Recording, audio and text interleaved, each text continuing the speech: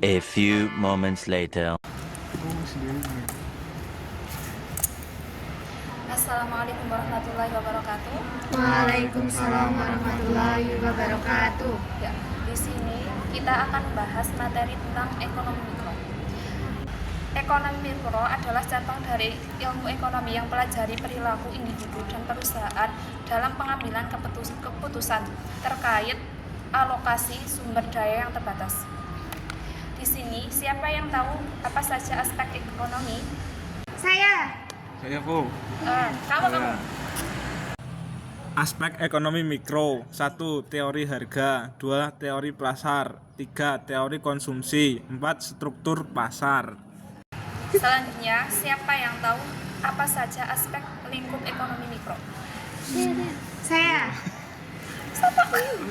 Oh iya, kamu. Lingkup ekonomi mikro yaitu ada 1. Interaksi di pasar barang, 2. Perilaku konsumen dari produsen, yang ketiga teori produksi, yang keempat elastisitas harga, yang kelima struktur pasar, yang keenam pasar faktor produksi. Tepat sekali. Selanjutnya, apa saja aspek ekonomi? Contoh aspek ekonomi mikro. Saya Kamu. Contoh ekonomi mikro: 1. Permintaan, 2. Penawaran, ketiga perilaku konsumen dan produsen, keempat harga, kelima biaya dalam, keenam pasar. Dan pertanyaan yang terakhir, apa saja tujuan aspek ekonomi mikro? Saya. Oke, kamu terakhir. Tujuan ekonomi mikro adalah memahami perilaku konsumen dan perusahaan, serta menentukan harga dan kuantitas barang dan jasa. Ya, mungkin materi hari ini cukup sampai di sini. Sekarang ada tugas tambahan, yaitu untuk berkelompok dua anak membahas tentang output dan input pasar ekonomi. Itu bebas nggak, Bu? Ya, itu bebas, terserah kalian mau bahas tentang apa, yang penting itu topiknya. Sekian dari saya. Wassalamualaikum warahmatullahi wabarakatuh. Waalaikumsalam warahmatullahi wabarakatuh. The next day. Kamu tahu nggak apa itu pasar output? Tahu. Pasar output adalah tempat di mana barang dan jasa yang merupakan hasil produksi diperjualbelikan.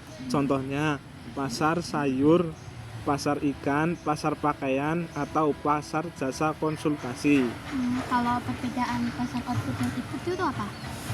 Perbedaan output dan input adalah pasar yang memperjualbelikan faktor produksi seperti sumber daya alam, tenaga kerja, modal, dan kewirausahaan. Sementara pasar output memperjualbelikan barang dan jasa hasil produksi. Terus jenis-jenis output itu ada apa? Jenis output ada: 1. Pasar barang atau tempat diperjualbelikannya barang-barang. 2. Pasar jasa, tempat diperjualbelikannya jasa-jasa. 3. Pasar uang dan pasar modal, tempat diperjualbelikan uang dan surat berharga. Gitu. Terus fungsi pasar output? Fungsi pasar output: 1. Membantu konsumen memenuhi kebutuhan. 2. Mempertemukan penjual dan pembeli. 3. Mewujudkan mekanisme harga. 4. Menjadi perantara dalam layanan jasa.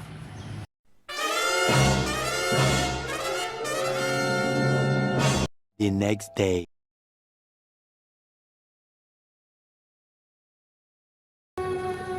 Kamu tahu nggak apa itu pengertian pasar input? Tahu sih, aku kemarin udah belajar.